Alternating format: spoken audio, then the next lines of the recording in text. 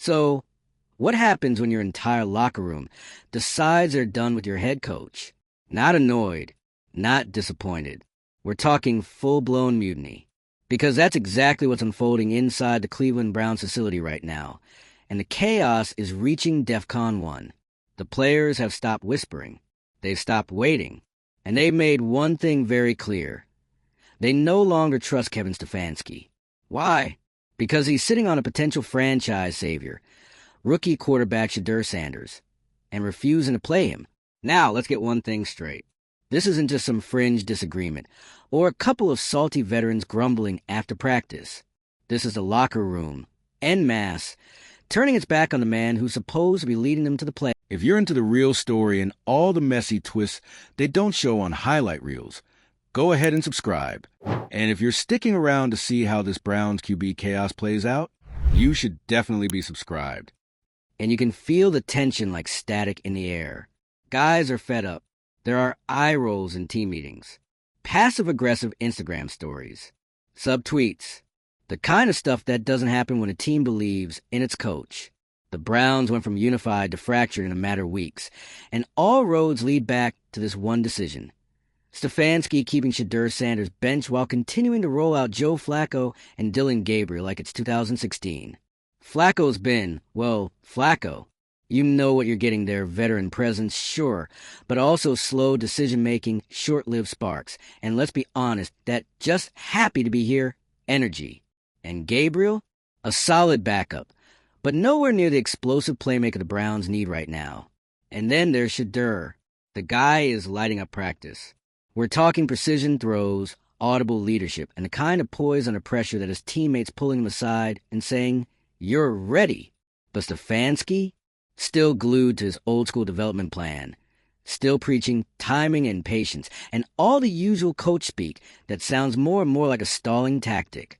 You can see why this doesn't sit well with the players. These are grown men who live and breathe wins. Every week matters. Every snap matters. And watching a clearly superior talent ride the bench while the team stumbles through winnable games, that's how locker rooms break. That's how respect vanishes. And now, the gloves are off. Sources say it started behind closed doors. A few players confronted Stefanski in a team meeting, asking, respectfully at first, why Shedeur wasn't getting reps. Stefanski stood firm. But then more voices joined in. And when you got captains and starters pushing back on the coach's depth chart, that's not a conversation anymore. That's an uprising. And it spilled out of the building fast. Within days, players were backing Sanders publicly. Not just liking his posts or dropping vague quotes in interviews. We're talking direct calls for him to start. Some even started resharing highlight reels from practice. Yeah, the team tried to scrub those later. Too late. The fan base saw it. The media saw it. And more importantly, ownership saw it. Cue the social media storm. Brown's Twitter basically turned into a Sanders for QB1 fan club overnight. Fan-made edits. Side-by-side stat comparisons, hashtag campaigns. Even some former players chimed in, saying what everyone's thinking. Why is this guy not playing? Because here's the kicker. Sanders isn't just good. He's analytically better. Internal practice metrics show he's outperforming both Flacco and Gabriel in accuracy, pocket awareness, and decision-making. And that's with fewer reps. Coaches around the league are reportedly stunned he hasn't touched the field yet. But this isn't just about numbers. This is about energy. Sanders walks into the huddle, and the whole offense changes. There's a fire, a confidence, a sense of momentum. And when you've got that kind of spark just sitting there, while the team limps through games with mediocre quarterbacking, you better believe tempers are going to flare. And now ownership's involved. Allegedly, Jimmy Haslam has already held a series of closed-door meetings. First with Stefanski, then with players. You can guess how those went. Stefanski doubled down. Players doubled back. Ownership's now caught in the middle, trying to figure out whether to support their embattled coach or listen to the rising chorus of voices calling for change. And oh yeah, rumors of trade inquiries? Those are very real. Word is, other teams are poking around both Sanders and the Browns veterans. Some execs believe Sanders could be pried loose in the right deal, which is insane but tells you just how messy things are. And if Stefanski truly believes in sitting Sanders all season, ownership may start thinking, if we're not using him, why keep him? Cue full-blown crisis mode. You got fans outside the stadium with signs demanding Stefanski's resignation. Local radio absolutely cooking him. Former players throwing shade on national broadcasts. This isn't just a quarterback controversy. This is a full-scale leadership meltdown. And meanwhile, Sanders, cool as ever. No public tantrums. No drama. Just quiet confidence and a steady work ethic that's only winning him more support, which makes Stefanski's refusal to play him look even worse. Because now it's not about protecting a young player. It's about ego, about control, about a coach trying to prove a point instead of winning games. That never ends well. The Browns are running out of time. Every week that Sanders stays benched, the calls get louder. Every missed throw from Flacco becomes another argument. Every underwhelming loss chips away at what little patience remains. And make no mistake, this isn't just media noise. The locker room is done waiting. They're wearing it on their sleeves. The trust is broken. The faith is gone. And unless Stefanski pulls a 180, this story doesn't end with a gentle course correction. It ends with someone getting fired. Because this kind of revolt doesn't happen in a vacuum. It's not just about Shedeur. It's about leadership, accountability, and the cold truth that Stefanski's grip on this team is slipping fast. And really, can you blame them? This isn't a rebuilding year. This is a roster stacked with talent. The defense is elite. The offense is solid, except for one glaring issue. And they have the solution. It's just sitting there, fully padded, helmet on, ready to go. What are they waiting for? The Browns had a shot at something real this season. And if they let it slip away because of pride, because of stubbornness, then this moment, this exact moment, will be the one they look back on with regret. Because locker room rebellions don't just fade away. They either trigger change or they consume the season. So what's it going to be, Cleveland? Do you double down on a coach who's losing the room? Or do you finally listen to your players, your fans, and your future, and let Shaduer Sanders take the wheel? Because at this point, the train's already off the rails. The only question left is, who gets thrown off next? If you were calling the shots, would you bench Flacco and let Shedeur cook? Or is Stefanski right to play it safe? Drop your take in the comments. Subscribe if you live for football drama, and buckle up, because this Brown season just flipped into full-on soap opera mode. This isn't just some spicy mid-season controversy. This is organizational rot. Baby, and it's spreading faster than anyone at Brown's HQ wants to admit. Because once a locker room turns on its coach, there's no putting that toothpaste back in the tube. Players don't suddenly forget that you ignored their input. They don't unhear the closed-door rants or unsend the shady group texts. That kind of fracture, it lingers, and it changes the way guys play. Even if it's subconscious, the effort slips, the chemistry dies, and the results start to reflect that. Let's be honest. How many games has Cleveland dropped this season that they absolutely should have won? You got wide receivers freelancing routes, offensive linemen missing key blocks. The energy is just off. And sure, some of that is just football, but when you zoom out and connect the dots, it starts to look a lot more like a team that's lost belief in the man calling the shots. And that's dangerous, especially when your fan base is already on edge, living in a constant state of football-induced anxiety. Browns fans don't ask for much, just effort, accountability, and a sliver of hope that maybe this year won't end in flames.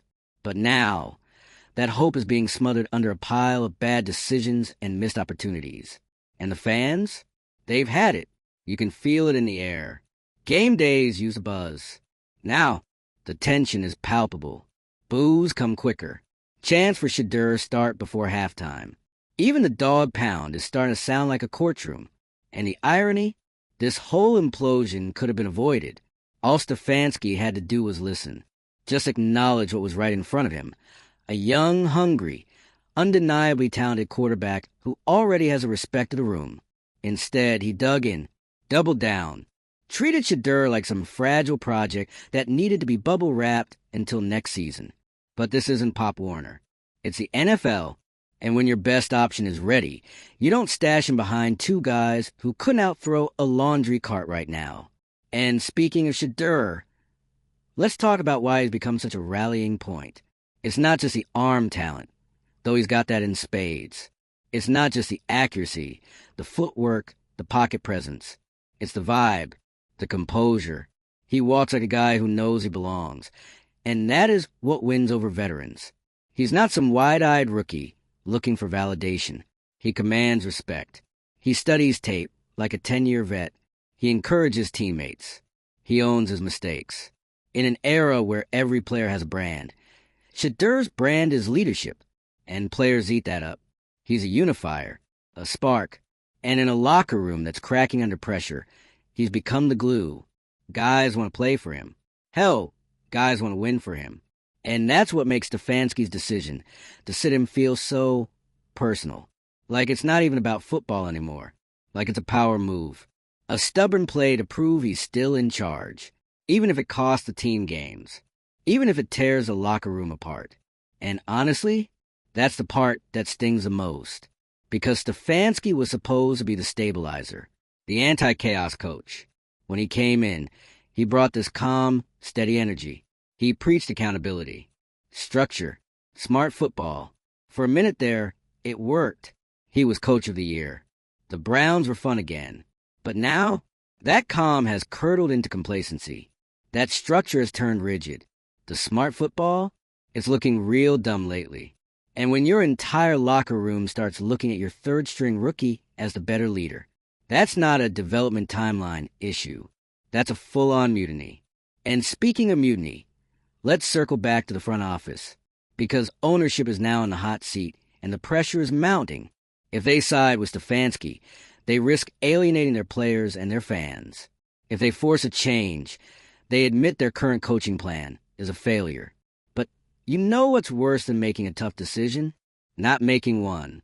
Right now, the Browns are in limbo, a team in purgatory, too talented to tank, too dysfunctional to thrive. And all eyes are on Shaduer Sanders, the kid who might just be the key to pulling him out of the spiral. But every game he doesn't play, every snap he watches from the sideline, while Flacco heaves another interception into triple coverage, that's another step toward collapse. And let's not ignore the elephant in the locker room. Other teams are watching. You think rival franchises don't smell blood in the water? They're circling like sharks, waiting for the Browns to self-destruct. If Cleveland fumbles this moment, if they lose their locker room, mishandle their rookie phenom, or alienate their veterans, you better believe there are GMs ready to swoop in and start picking off disgruntled talent. That's how these things snowball. A quarterback controversy becomes a coaching crisis. A coaching crisis becomes a roster purge. A roster purge becomes a lost season. And before you know it, you're staring down a full rebuild with a ruined culture. And for what? Pride? Nah. That's not it. This isn't just a story about football. It's about ego, about vision, about whether or not you're willing to admit when something isn't working, even if it once did. Stefanski's old playbook? It's not cutting it anymore. His steady-hand approach has started to feel more like stubborn denial. And if he won't evolve, he'll be the next domino to fall. The crazy part? The solution is right there. The players see it. The fans see it. The media sees it. Everyone sees it, except the one guy with a headset. And here's the thing about locker room revolts. They don't just go away. You either address them head-on, or they spread. The Browns have reached a point where any outcome is going to be messy. There is no clean fix here. But there is still time to salvage the season. And that starts with doing the obvious. Start Shaduer Sanders. Not because it's flashy. Not because of the fan pressure. But because it's earned. Because the guy is ready. Because your players trust him more than they trust your offensive scheme. Because your locker room is screaming for a leader, and he's already wearing the jersey. So what's the holdup? At this point, every extra week on the bench is a black mark on the coaching staff. Every delay chips away at whatever authority Stefanski has left. And unless he swallows his pride fast, this might be the last quarterback decision he ever makes in Cleveland. You can feel it building toward a breaking point. One more embarrassing loss. One more press conference filled with coach speak. One more quiet mutiny in the huddle. It's coming. And when it hits, the Browns will have to choose. Do they ride or die with the guy holding them back? Or do they hand the keys to the player everyone's already following? Clock's ticking. So let's hear it. If you're in that front office, what's your next move? You buying Stefanski another week to figure it out? Or are you lighting the fuse and letting Shedeur go full nuclear? The Brown saga? It's not slowing down.